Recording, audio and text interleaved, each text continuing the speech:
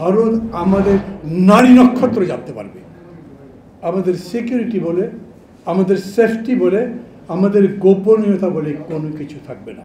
দোকলামে যুদ্ধ হয়েছিল, পরাজিত হয়েছে, এই কারণে ওরা মনে করে একটা বিকল্প রাস্তা দরকার। বাংলাদেশ এইবার স্মারক সই করে সেই রাস্তা দেবার কথা স্বীকার করে এসছে। সেই মালগাড়ির মধ্যে কি কি মাল থাকতে পারে? আমাদের জন্য পেঁয়াজ, মরিচ, আদা, রসুন, চাল, অস্ত্র থাকতে পারে, যেই অস্ত্র ওই 7 সিস্টারে যাবে ওদের বিদ্রোহকে ঠান্ডা করতে। বাংলাদেশ ধীরে ধীরে ভারতের পেটের মধ্যে ঢুকে গেছে। ভারত আমাদেরকে গিলে খাচ্ছে। যেরকম করে বলা হলো আমাদেরকে খেয়ালই করি না, আমরা যে জয়েন্ট স্যাটেলাইট মেমোরেন্ডামটা সই করেছি, এটার একটা অবজারভেটরি, আমি নামটা খেয়াল করতে পারছি না, পর্যবেক্ষণ করবার শক্তি আছে তার।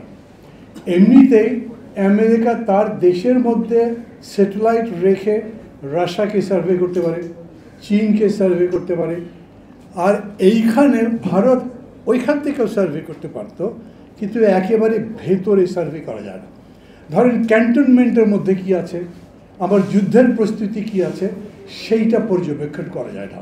কিন্তু যখন জয়েন্ট স্যাটেলাইট মেমোরেন্ডাম সই করা হয়েছে, এখানে একটা স্যাটেলাইট বা যে কটা স্যাটেলাইট স্থাপন করা হবে তার উপরে কর্তৃত্ব প্রধানত ভারতের থাকবে, কারণ আইটিতে ভারত অনেক বেশি এগিয়ে আছে, সেই তুলনায় আমরা কিছুই করতে পারিনি। অতএব ভারত আমাদের নারী নক্ষত্র জানতে পারবে, আমাদের সিকিউরিটি বলে, আমাদের সেফটি বলে, আমাদের গোপনীয়তা বলে কোনো কিছু থাকবে না। অ্যাটমিক এনার্জির যে একটা চুক্তি হয়েছে, চুক্তি মানে মেমোরেন্ডাম সরকারের সাথে ভারতের আলোচনা হয়েছে, সেইখানেও আমরা জয়েন্ট একটা চেষ্টা করেছি। আচ্ছা ভাবেন তো, ভারত একটা আণবিক শক্তি, বাংলাদেশ আণবিক শক্তি যদি হতে চাই খুব অপরাধ হবে নাকি? না না, আমি সে কথা বলছি না যে আমি হতে চাই বা চাই না, আমি কিছুই বলছি না। কিন্তু যদি হতে চাই, সবার আগে সেটা ভারত জানবে। কেন? ভারত আমার সাথে যৌথভাবে আণবিক শক্তির ব্যাপারে একটা সমঝোতা স্মারকের মধ্যে আছে। যে কথা বেশি আমরা আলোচনা করছি, যে রেল লাইন যে আমরা দিচ্ছি, খুব সুন্দর বলেছেন, সম্ভবত জনাব আতিক বললেন, এটা আতিক বা কে বলে আমার মনে নেই, এটা ঠিক ট্রানজিট, এটা একটা করিডোর, আমরা করিডোর দিচ্ছি। এখন তো এমনিতে ট্রানজিট আছেই, ট্রেন আসে, গেদে থামে, থামবার পরে ওখান থেকে সব কিছু বদলে আবার বাংলাদেশের ট্রেনে ওঠে, বাংলাদেশের ড্রাইভার চালিয়ে আসে, ওইটা এই দিক দিয়ে সরাসরি গিয়ে ভারতের কোথাও চলে যেতে পারে। এখন যেটা হবে তা হচ্ছে ভারত থেকে ট্রেন আসবে, বাংলাদেশের উপরে দিয়ে আবার ভারতে চলে যাবে। এটা মালগাড়িও হতে পারে। সেই মালগাড়ির মধ্যে কি কি মাল থাকতে পারে? আমাদের জন্য পেঁয়াজ, মরিচ, আদা, রসুন, চাল, অস্ত্র থাকতে পারে, যেই অস্ত্র ওই 7 সিস্টারে যাবে ওদের বিদ্রোহকে ঠান্ডা করতে।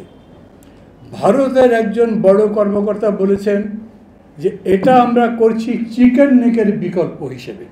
চিকেন নেক সবাই সম্ভবত জানেন, বিস্তারিত ব্যাখ্যা করতে পারবো না। ভারত ওই 7টা রাজ্যে যেতে পারে কেবল ওই 19-20 কিলোমিটার একটা ছোট, মানে মুরগির গলার মতো একটা জায়গা দিয়ে, যেটা চীনের সাথে সংলগ্ন। এমনিতেই চীনের সাথে ভারতের গোলমাল, যুদ্ধ হয়েছে, চীন ভারতের অনেকগুলো জায়গায় দখল করে আছে।